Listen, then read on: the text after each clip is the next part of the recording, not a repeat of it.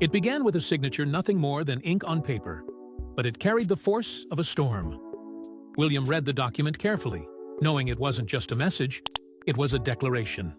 King Charles had triggered the next phase of succession. No ceremony, no speeches, just a silent transfer of weight. For William, it wasn't a proud moment. It was a cold reminder that time was no longer on their side. This wasn't part of a 10-year transition plan. It wasn't a precaution. It was an urgent maneuver, forced not by politics, but by something far more terrifying: Charles's rapidly declining health. Cancer. The palace refused to say what kind. They offered no timeline, no clarity, just weekly treatments and vague assurances that he was doing well. But internally, everyone knew the truth. The king's time was no longer measured in years. It was being counted in weeks, maybe months. Behind the smiles and rehearsed gestures, the royal household had already shifted. William wasn't being eased into leadership. He was being thrust into it. The moment he saw his name on that parchment, the future collapsed into the present. He was no longer just the heir, he was the contingency, the safety net. And now, possibly, the replacement. Publicly, everything still looked intact. But internally, the monarchy was scrambling. Advisors were in constant communication. Strategies were changing by the hour. The palace needed stability, and William was the answer. Whether he felt ready or not didn't matter anymore. His father's illness had removed the luxury of time. There was no discussion, no emotional exchange between father and son. Just royal protocol disguised as strategy. But the pain was real. William was still a son watching his father fade, while being expected to smile for cameras and lead a kingdom. And that dual burden, grief and duty, was a weight no training could prepare him for. What made it worse was the secrecy. The world didn't know how bad things were. The palace's silence created false hope. But William didn't have that illusion. He had the facts. He had the burden of being told first, of seeing the timelines on paper, and it left him shattered. This wasn't how it was supposed to happen. There was no peaceful transition, no final chapter, just chaos disguised as composure. And William, trapped between a dying father and an impatient nation, was already beginning to feel the cracks in his armor. But the parchment was only the beginning. The real blow came with what it meant for William's heart and his future. The palace spoke, but only in whispers. And those whispers, filled with omissions and half-truths, said more than any official statement ever could. King Charles was diagnosed with cancer. That much, they admitted. But the type? Unnamed. The stage? Unknown. The prognosis? Unclear. It wasn't just a medical report withheld, it was a carefully constructed silence, one designed to protect the monarchy, even if it meant misleading the world. Weekly treatments were quietly confirmed, a vague nod to transparency, but nothing that gave the public a real understanding. Just enough to seem honest. Just enough to stop the questions. But the questions kept coming. Outside the palace, royal watchers and journalists speculated endlessly. Was it serious? Was it terminal? Was Charles even fit to reign? The palace's calculated ambiguity did little to silence the concern, it only deepened it. Because for those who had watched these patterns before, the message was all too familiar. When George VI was diagnosed with lung cancer, even he didn't know the truth of his condition. The monarchy has always protected its image first, even at the cost of reality. And now, the same shadow loomed over Charles. Despite the carefully chosen words in press releases and the controlled appearances at public events, Charles often looked different, older, slower, tired in ways that couldn't be hidden by lighting or makeup. Some days, he looked strong, almost defiant. Other days, the fatigue clung to him like a second skin. And behind those fleeting appearances was a world falling out of rhythm. Royal aides, though fiercely loyal, began operating on a new kind of urgency. Not the urgency of a functioning monarchy, but of a monarchy on edge, quietly bracing for a change no one wanted to speak aloud. Inside those walls, William carried the cost. To the public, he smiled. He shook hands, delivered speeches, and fulfilled duties. But behind closed doors, the pressure was growing unbearable. He wasn't just supporting a father with cancer, he was preparing to become king in his shadow. Every nod from an advisor, every revised schedule, every offhand comment from a senior courtier was a reminder. This isn't just about succession anymore, it's about survival. And yet, through all of this, the system demanded silence, dignity, discipline. William couldn't cry. He couldn't show fear. He had to be the face of calm, while the foundation beneath him cracked. The emotional toll was relentless. Not only was he watching his father suffer, he was being forced to become something else entirely too soon, too fast. And no one dared ask how he felt. Because in the royal machine, emotions are a liability. And William had no space left to feel, and, while the world waited for official statements, something was crumbling behind palace walls. William's ability to cope. He's still a son. But now, he's being trained to be kin before his father is even gone. And that's the quiet tragedy no one dares to address. Long before the word cancer ever left a royal physician's lips, the conversations had already begun behind the palace doors. Charles was the oldest Prince of Wales to ascend the throne in British history. The age factor alone made succession planning not just practical, it made it urgent. There was always a quiet acceptance among royal aides that William's time might come sooner than anyone publicly expected. But what no one predicted was how quickly the weight would be dumped on his shoulders, with no warning, no pause, and no space to exhale. One by one, the responsibilities once reserved for the king began to land in William's lap.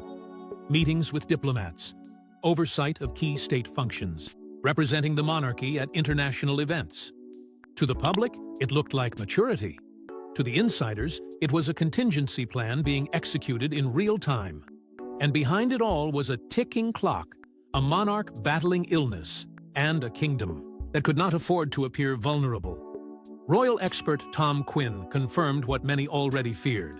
William's preparation wasn't just a formality anymore. It had become a race against time. But this wasn't just about politics or protocol. It was deeply personal. William wasn't preparing for a ceremonial role. He was watching his father quietly fade while being groomed to step into his place. And no matter how strong the bloodline, no one is ready to bury a parent while being trained to replace them. Every passing day became a cruel contradiction. He was expected to lead while silently grieving. He was called to serve while privately suffocating. The pressure wasn't whispered. It was deafening. There were no breaks, no days off, no room to be human. The line between prince and monarch began to blur, and somewhere along the way, William, the man, the husband, the son, began to vanish under the weight of expectation. The few people who truly knew him saw it happening. The flicker in his eyes, the exhaustion he could no longer hide. He wasn't sleeping. He wasn't resting. He was bracing for the moment when duty would finally replace everything he once had the luxury to feel. And the worst part? He had to pretend. Pretend the system was stable. Pretend his father wasn't slipping. Pretend the crown was still far away. But deep down, he knew it was already in his hands. Quietly, unofficially, but undeniably, the world hadn't crowned him yet, but the pressure was already shaping him into something else. Someone colder, someone harder, someone who no longer had the freedom to mourn.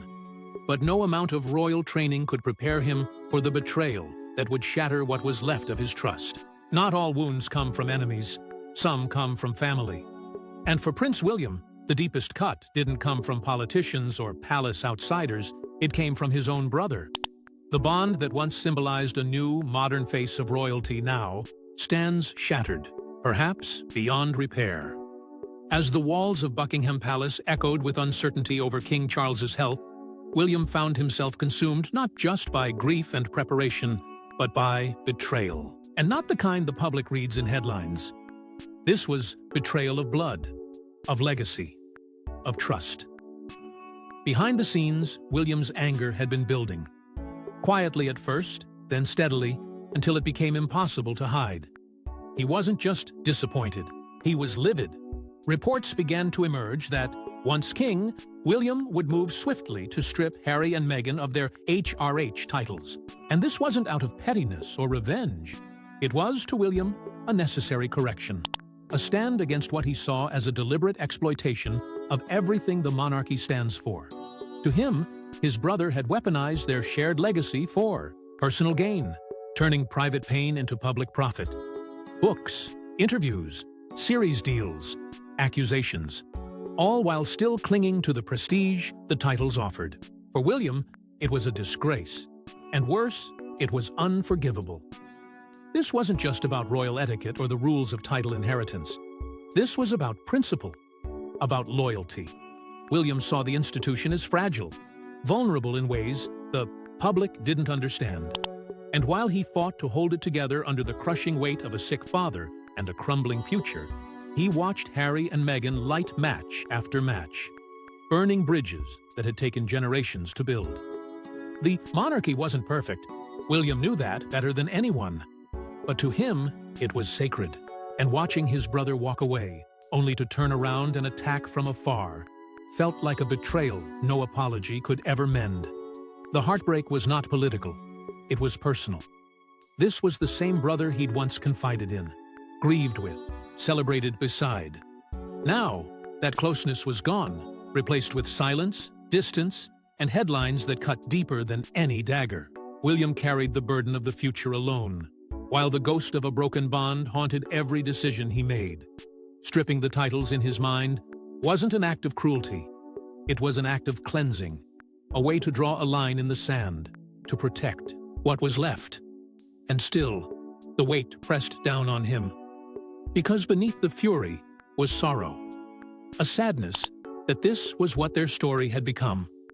That in the moment he needed his family most, his own blood had become a stranger. The contrast was staggering, expected to lead with strength, while silently grieving not just a dying father, but a living brother who had chosen a different path. And just as he tried to protect the institution from family betrayal, the weight of public expectation pulled him into a global spotlight he never asked for. In Vatican City, surrounded by world leaders, Prince William received a message too personal to ignore. As he stood among presidents, prime ministers, and kings, representing the British crown at the funeral of Pope Francis, the world saw a future, monarchs standing tall on the global stage. But beneath the composed exterior, something deeper was unfolding, something that had nothing to do with diplomacy and everything to do with legacy. It wasn't just a state duty. It was a turning point, a symbolic moment that forced William to confront who he was and who he was about to become. More than 100 world leaders gathered in St. Peter's Square, each there to honor a pontiff who had moved nations and mended divides. William, by virtue of duty, joined them as the face of the monarchy.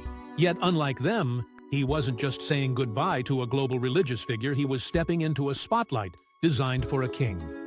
It was the kind of moment his father once relished. But Charles wasn't there, and his absence said more than any public statement ever could. Whispers began to swirl. Why wasn't the king present? Was he too ill? And if so, was this William's soft debut as the new royal face of Britain?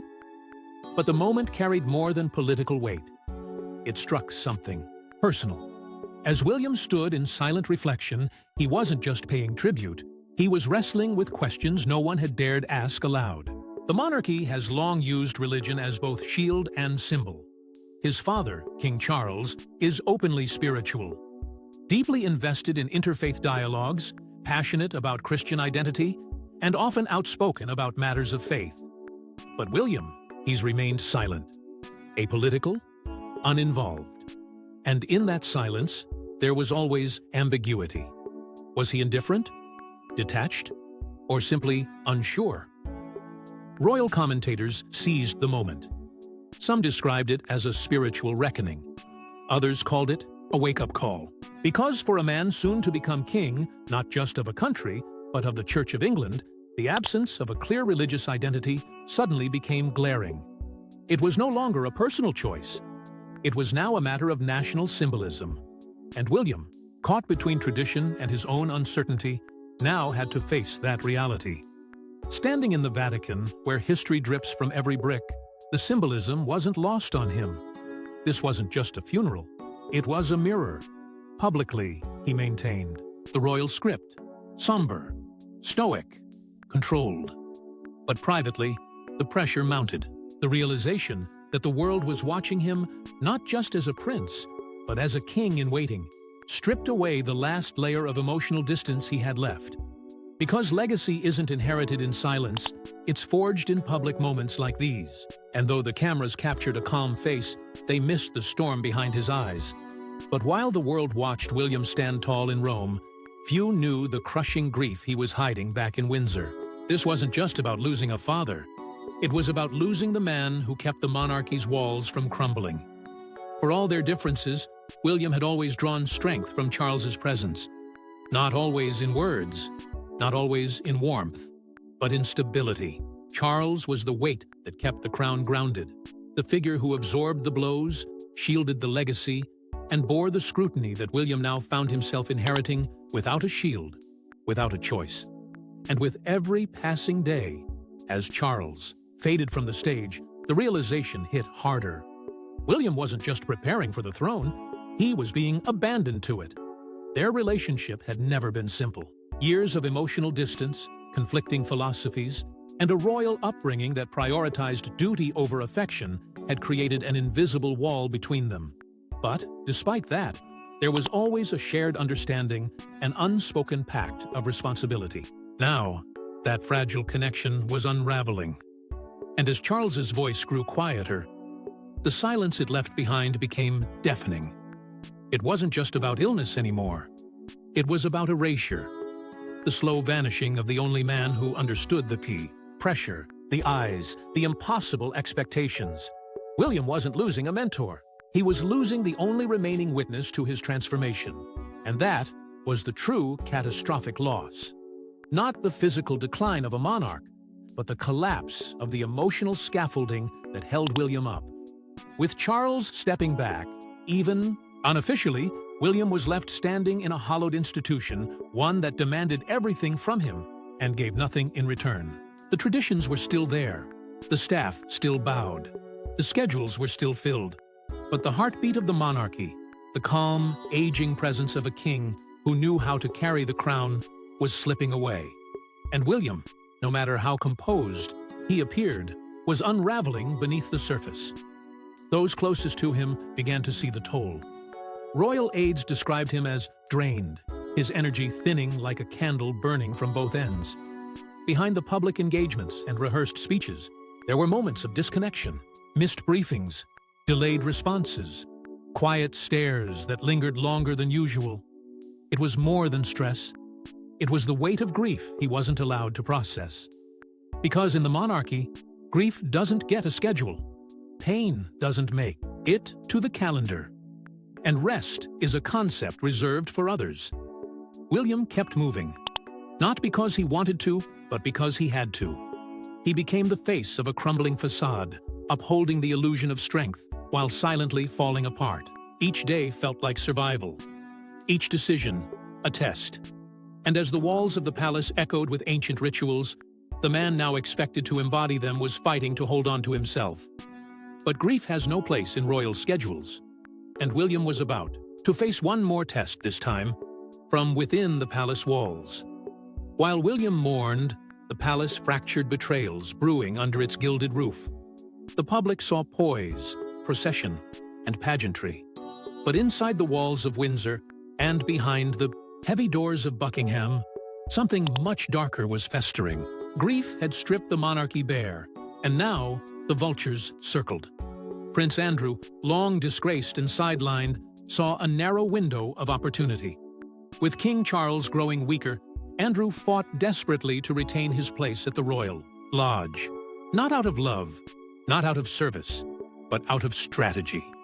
He believed he could outlast the reign of his older brother and maybe even manipulate what came next. But William wasn't playing games. He had no time, no patience, and no sympathy for royal freeloaders. While Charles had tolerated Andrew's presence with the fragile excuse of family unity, William saw it as dead-weight remnants of a broken era the crown could no longer afford to carry.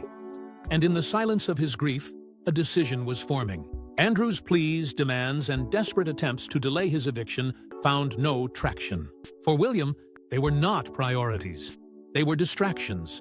And soon, that dismissal would ignite a quiet war behind the curtains. Camilla, in the meantime, scrambled to keep up appearances. The queen consort had taken on more than ever before, managing not just public expectations, but also the careful image of a king who was no longer strong enough to maintain it himself. Her presence grew louder as Charles's health waned, but so did the tensions she stirred. Rumors swirled about private outbursts, about disagreements over the future role of Prince William, and about the increasingly fragile balance of power within the royal household. Camilla had fought hard to earn her place in history. She wasn't about to lose it without resistance. And hovering above it all was a question the palace refused to answer. Was King Charles dying? The absence of medical transparency created more than just concern. It created a vacuum, a space where ambition could grow unchecked. Loyalists on both sides began choosing who to back. Some whispered of continuity, others of change. Some clung to tradition, while others quietly aligned themselves with the man who was clearly becoming king in all but name. The divide was no longer generational, it was existential. William, still raw from personal loss, was now walking a tightrope between mourning and monarchy. Every decision, every meeting, every glance carried political weight. And the more he tried to lead with quiet dignity, the more others plotted in silence. The palace had become a chessboard. But William wasn't moving pieces, he was the piece. And in that isolation, he began to understand what true leadership cost. It wasn't glory, it wasn't admiration, it was sacrifice, it was suspicion, and it was solitude. And just when the pressure seemed unbearable, the future king made one decision that shocked even his closest advisors. One choice, one stroke of the pen, and everything changed. After months of whispers, speculation, and silent suffering, Prince William made the decision that would shift the monarchy's course forever. It wasn't a coronation. It wasn't a televised speech. It was quieter than that, deliberate, calculated, and deeply symbolic. Behind closed doors, with Charles's health rapidly declining and the palace grasping for stability, William stepped into a role that no longer waited for a crown. He wasn't acting as heir. He was operating as king. And, for the first time, everyone inside the institution felt the change. The preparations had already begun. Royal staff were quietly reassigned. Senior aides were called into private meetings.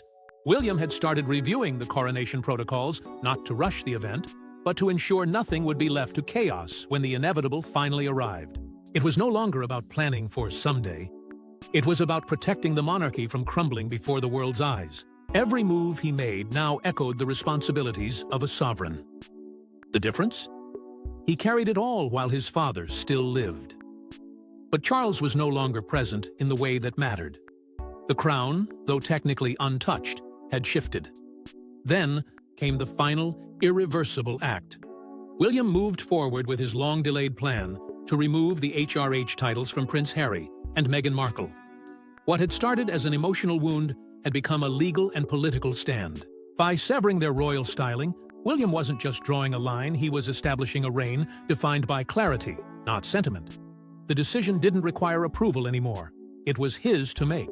And with it, the fracture within the family became official. There would be no more loopholes, no more mixed signals. This was the future, and William had chosen it. Experts began calling it a silent coronation.